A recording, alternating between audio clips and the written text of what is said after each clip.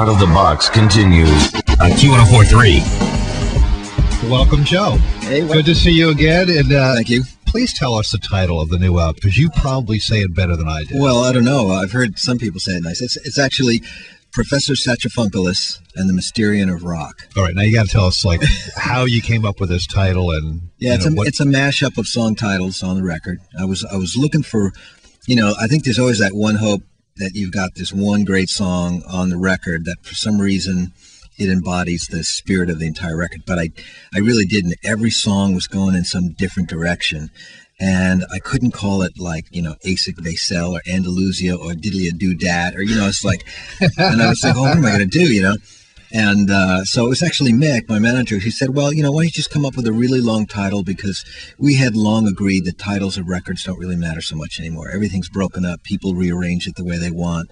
And maybe the title of the album is important for maybe the first week or something, just to draw attention to it. So I started to get more relaxed with it, and I started messing around with the titles, and I came up with that one, and I thought, well, that's kind of cool. And I sort of, it had some legitimacy to me, because I thought, well, there's Professor Satriani, and that's a humorous take on myself. And then the Mysterian, that's a very heavy song, and it's a very heavy word. It was too heavy to be an album title. And then when I stuck in the rest of the Mysterian of Rock, and I thought, oh, this is cool. This is sort of like initiation into my kind of music, which is kind of off in left field. I'm in my own little subcategory. Not somewhere. To me, it isn't. Man. I play it all the time.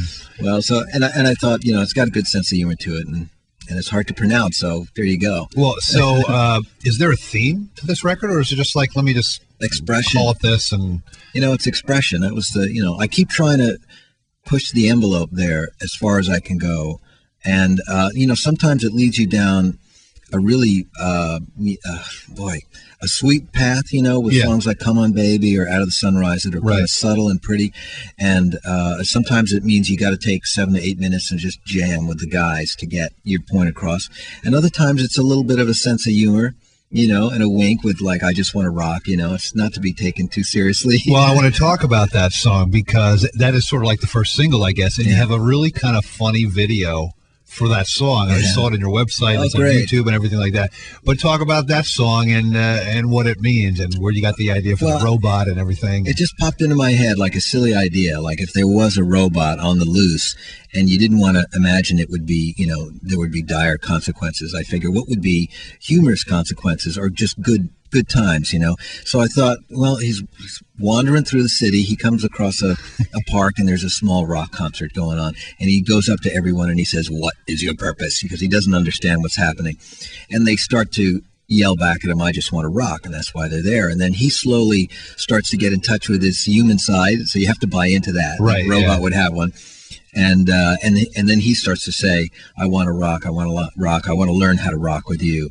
And then he rips out a crazy guitar solo. So. Why did I think of Mr. Bill for some reason when I was watching your video? It just reminded me of Mr. Bill from the old Saturday Night Live bit a little bit. The little sort of mini movie we have was done by a good friend of mine, Ned Evett. He's a fretless guitar player, amazing player.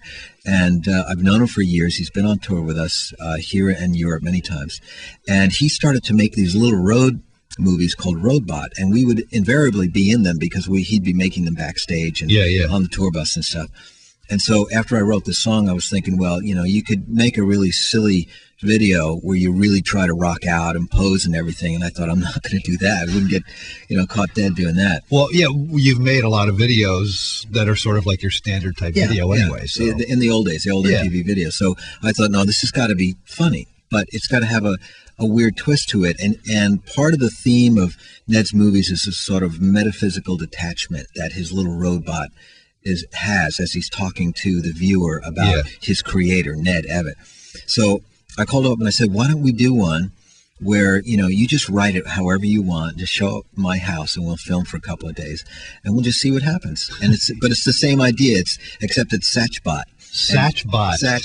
That is his name. Okay. Yeah, and he talks to, you've seen the film, so he talks to the viewer and describes his creator, me, and his wish to go on tour with us. Well, you can check it out on Joe's website. But a tour of guitar centers is what you're sort of doing right now. Yeah. And what is happening at the Guitar Center, and what are you doing? I know you're talking and playing, or Talking, playing, signing. Yeah, it's a cool thing to have happen because, not only do I make records, but I design gear and I have a partnership with many companies. So I have this relationship with retail, and especially with Guitar Center, a great line of stores and a place that I spend a lot of time in, obviously, being a guitar geek all the time.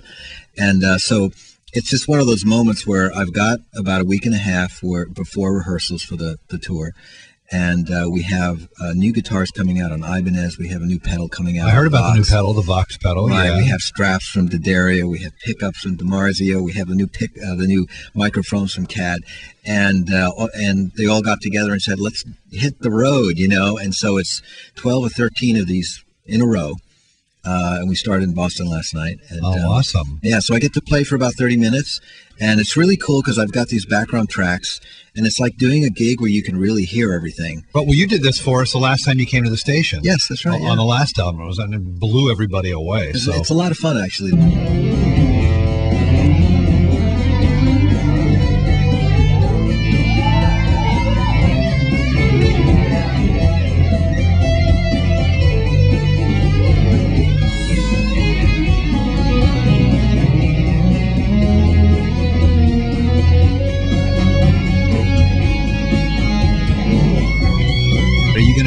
Do like you mentioned a proper tour. You're going to come back and do like a regular gig in New York at some point? Yeah, well, we start in Portugal in about, less than a month.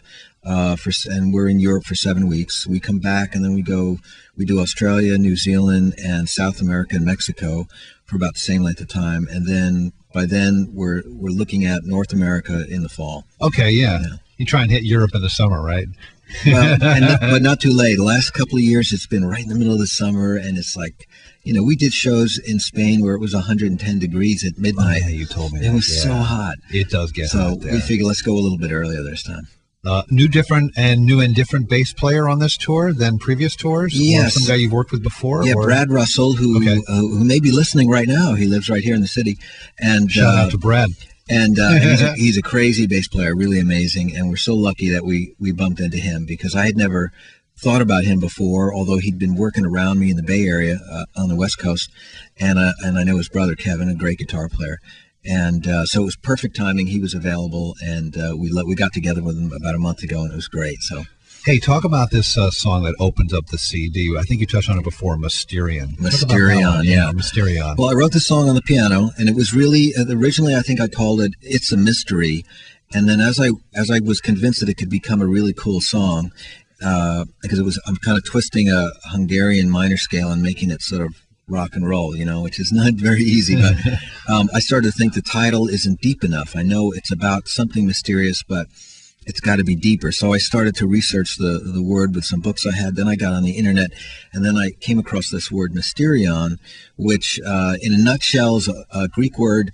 Goes 2,000 years ago. It was used to cast aspersion on false prophets wandering around the streets of Greece. And about that time, the apostle St. Paul wanders into Greece to spread the new word, and he takes the word and he uses it in the opposite way. He puts a new spin on it that's positive, that says you can only understand these words if you're touched by the Mysterion. You need sort of a divine touch, And I just thought it was so cool that someone would do that, take a word that means something negative and say, I'm going to take that word and use it for something positive for my cause. And I thought in a funny way, I'm very often in that position where, I play instrumental rock and roll. A lot of people don't know what that is, or they listen to it and they go, where are the vocals, or what's going on, And in a way, I could see my fans saying, no, you have to get into it. And once you really get into it, then you'll understand it, So I found a way where the word meant a lot to me, just from the power that it had, and also